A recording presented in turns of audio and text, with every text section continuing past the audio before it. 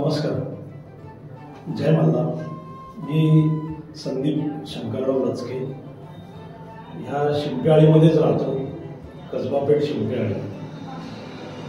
आपण बघताय मल्हारी मार्तंड खंडोबा देवस्थान. ही खंडोबाची मूर्ती आहे, काळ्या पाषाणातली मूर्ती आहे, चतुर्भुजा आहे. एका हातामध्ये तलवार आहे, एका हातामध्ये त्रिशूळ आहे, एका हातामध्ये शंख आहे आणि त्यांच्या मांडीवर बसलेली माळसा कांता आहे. उजव्या साईडला आहे ती बालूबाई. हे हेमाडपंथी बांधकाम असलेलं मंदिर आहे. शिवकालीन पेशवेकालीन 450-500 वर्ष या मंदिराला झालेली आहे. या मूर्तीचं वैशिष्ट्य आहे ती काळ्या पाषाणातली आहे. ही कोणी घडवली काय ह्याचा कुठलाहीच माहिती आपल्याला नाही, माझ्याकडे नाही आहे. पण जागृत देवस्थान असलेलं आहे. आपण पुण्यापासून 60 किलोमीटर अंतरावर असलेलं राजगुरुनगर खेड या ठिकाणी धावडी लिंगाव नावाचं गाव आहे. खेडपासून 10 किलोमीटर अंतरावरती त्या गावामध्ये हे देवस्थान आहे, त्याचं हे स्थान आहे. मल्हारी माळसाकांताचा या ठिकाणी मोठ्या प्रमाणात उत्सव साजरे केले जातात.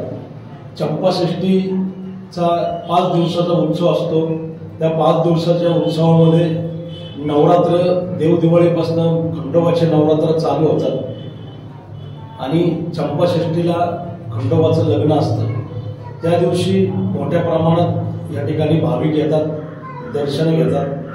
या ठिकाणी खंडोबाचा गोंधळ केला जातो, विविध कार्यक्रमाचं आयोजन केलं जातं.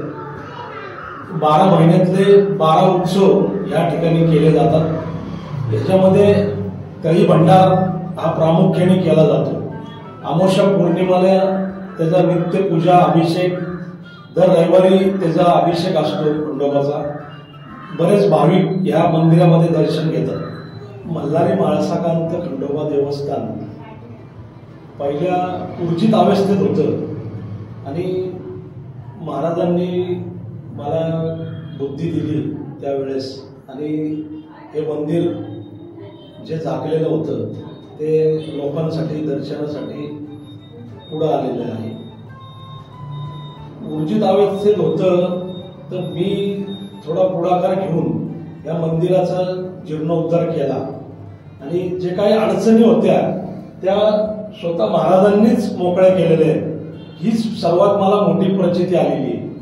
आणि या मंदिरामध्ये जर तुम्ही एकाग्रता करून जर 10 मिनिटं आपण नामस्मरण किंवा जप करत बसला एकांतमध्ये तर तुम्हाला या मंदिरामध्ये व्हायब्रेशन आहे या तुम्हाला जाणवतील. म्हणजे मला स्वतःला पूजा करताना जाणवतं.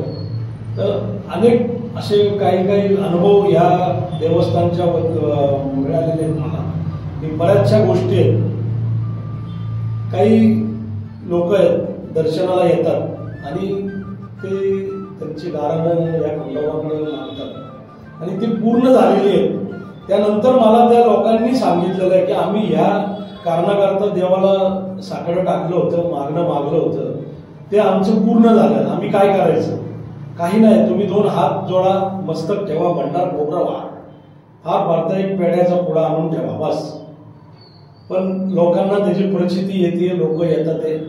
आणि वैशिष्ट्य म्हणजे ह्या महाराष्ट्रामध्ये 8 खंडोबा आहेत आणि महाराष्ट्राच्या बाहेर 4 खंडोबा आहेत. म्हणजे जसं 12 ज्योतिर्लिंग आहे तसं 12 मल्हार देवस्थान आहेत. त्याच्यामध्ये पुण्यामध्ये खंडोबा आहेत, सातारामध्ये आहेत, जेजुरीला आहे, अशा अनेक ठिकाणी, अशा 8 ठिकाणी खंडोबा आहेत. आणि कर्नाटकमध्ये 4 खंडोबा आहेत. असे 12 मल्हार खंडोबा देवस्थान महाराष्ट्रामध्ये आणि महाराष्ट्राच्या बाहेर आहेत. ही जी पिंड दिसते ही पिंड चौकोनी आकाराची पिंड आहे. ह्याच्यामध्ये पादुका आहेत आणि 5 लिंग आहेत. ही 5 लिंग नाशिकमध्ये त्र्यंबकेश्वरला अशा पद्धतीमध्ये पिंड आहे. ही महाराष्ट्रात इतर कुठेही अशी पिंड तुम्हाला बघायला मिळणार नाही. एक नाशिक आणि एक आत्ता इथं. ह्या पिंडीचं वैशिष्ट्य असं आहे की पंचलिंगी म्हणून ओळखली जाणारी पिंड आहे. अशी पिंड आपल्याला कुठेही बघायला मिळत नाही. ही स्वयंभू पिंड ह्या मंदिरामध्ये आलेली आहे.